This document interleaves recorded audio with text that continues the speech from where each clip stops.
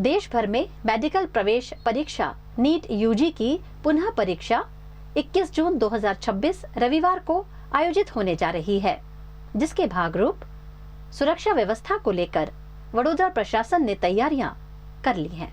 वडोदरा शहर में NEET UG परीक्षा को लेकर प्रशासन पूरी तरह अलर्ट है। महाराजा सयाजीराव यूनिवर्सिटी की कॉमर्स फैकल्टी और एमकॉम बिल्डिंग में एनटीए अधिकारियों द्वारा बैठक व्यवस्था और सीसीटीवी सुरक्षा व्यवस्था की जांच की गई। स्थानीय पुलिस विभाग द्वारा भी परीक्षा केंद्रों पर सुरक्षा व्यवस्था की गई है ताकि परीक्षा प्रक्रिया शांतिपूर्ण और निष्पक्ष तरीके से संपन्न हो सके। जानकारी के अनुसार वडोदरा में एमएस यूनिवर्सिटी की कॉमर्स फैकल्टी और एमकॉम बिल्डिंग में लगभग 1600 परीक्षार्थी नीट यूजी परीक्षा में शामिल होंगे। આવતીકાલે નીટની પરીક્ષા જે આખા દેશમાં બધે થવા જઈ રહી છે અને આ વખતે ખૂબ જ કડક સુરક્ષા અને બહુ સારામાં સારી વ્યવસ્થાઓ સરકારશ્રી તરફથી કરવામાં આવી છે।